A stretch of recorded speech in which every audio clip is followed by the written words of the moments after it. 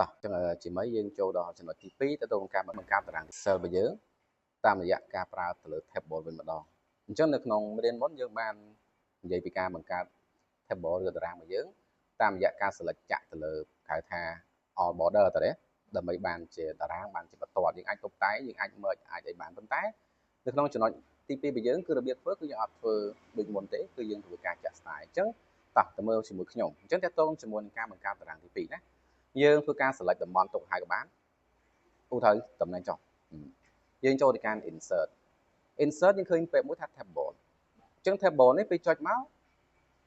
គឺយើងអាចធ្វើការ select ម្ដងទៀតក៏បានទីតាំងយើងចង់ចាក់ហ្នឹងក៏បានដែរណាអញ្ចឹងយើងចុចក៏បានឬក៏យើងចុច OK យកឬក៏មួយទៀតបើស្កាត់ឲ្យយើងមានក្បាលតារាងហើយថាយើងវើឈ្មោះវើភេទហើយអញ្ចឹងកន្លែងយើង tick កន្លែងនេះមួយមិនថាយើង tick my table header ទៅប៉ុន្តែបើយើងអត់មានទេយើង OK យកមកអានេះវា style វា mode អញ្ចឹងនៅក្នុងការបង្កើតតារាងបែបនេះយើងអាចអីយើងអាចធ្វើការវើបញ្ចូលទៅលើក្បាលតារាងដាក់ឈ្មោះហើយយើងភេទមានអាយុស្រ័យមានអាយុមានជាមួយនឹងមុខតំណែងផង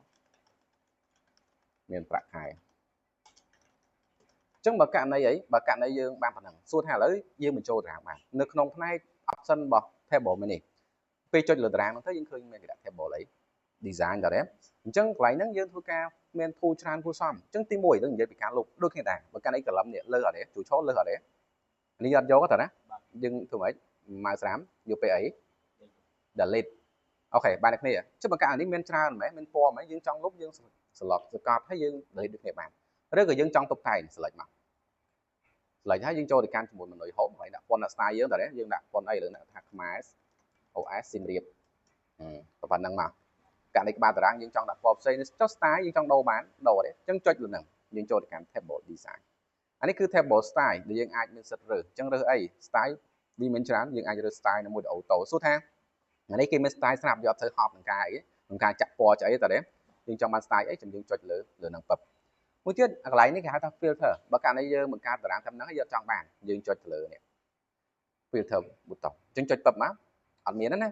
pencil របស់យើងនៅអត់តនៅក្រាបទៅនៅអត់តនៅក្រាប cell ណាយើង select មកយើងចូលទៅកាន់ home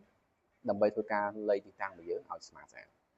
នៅក្នុងផ្នែក table design ដដែលអានេះឈ្មោះ table ពេលដែលយើងបង្កើតយើងស្គាល់តែដាក់ឈ្មោះវាព្រោះថាដាក់ឈ្មោះពេលដែលយើងប្រើបង្កើតមុនដើម្បីទាញទៅវាអាចនឹងទាញឈ្មោះតាមហៅតាមឈ្មោះមកងាយស្រួលក្នុងការចំណាំជាងមួយទី2នៅក្នុងហ្នឹង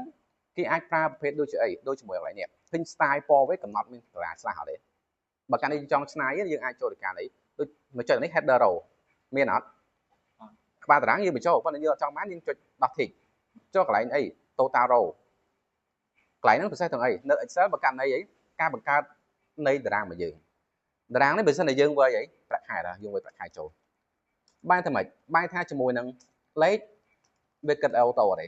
ចាំបាច់ចងរមុនអត់អានេះប្រើអី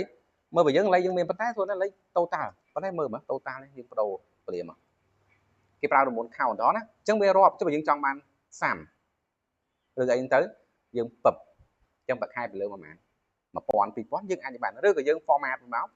ជួរហ្នឹងយើងចូល home កន្លែង format ទៅលុយរួចរាល់ទាញ cell ធំតិចមកអញ្ចឹងមិនថាពេលដែលយើងបង្កើត table តាមរយៈជម្រើសនេះមានការតុបតែងឬការ design ការកំណត់ឲ្យយើងច្រើនប៉ុន្តែបើសួរថាឧទាហរណ៍ក្នុងយើងចង់ merge ថាពីប្រអប់នេះយើងចង់ merge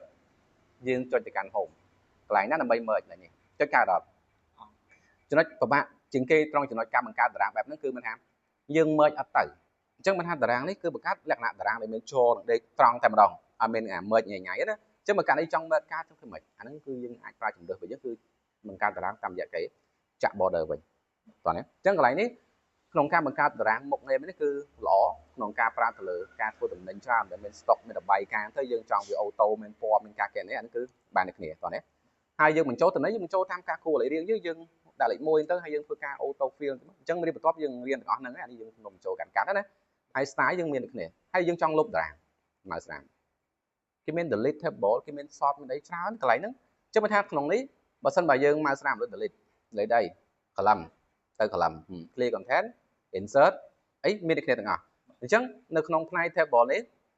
យើង select មកម៉ៅស្រាមយើង delete ទាំងមូលហើយ row column អីវាទៅទាំងអស់ណាបាត់ចឹងអញ្ចឹងនៅក្នុងការបង្កើតតារាង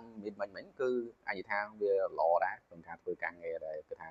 វាមានការកណនីមាន style mode auto យកចាំបាច់ហត់ចាក់របស់ខ្លួនឯងទេប៉ុន្តែចំណុចដែលពិបាកជាងគេគឺ merge មួយតារាងសាមញ៉ាំគឺអត់ support អត់ត្រូវមួយការងារទាំងអស់ឬក៏ប្រភេទតារាងមួយហ្នឹងទេអូខេអញ្ចឹងនេះគ្រាន់តែវិធីសាស្ត្រក្នុងការបង្កើតទេអញ្ចឹងចំណុចបន្តគឺយើងអនុវត្តមកប្រើដើម្បីយើងចេះសង់តារាងរៀបហ្នឹងណាអូខេតំណឹងទេ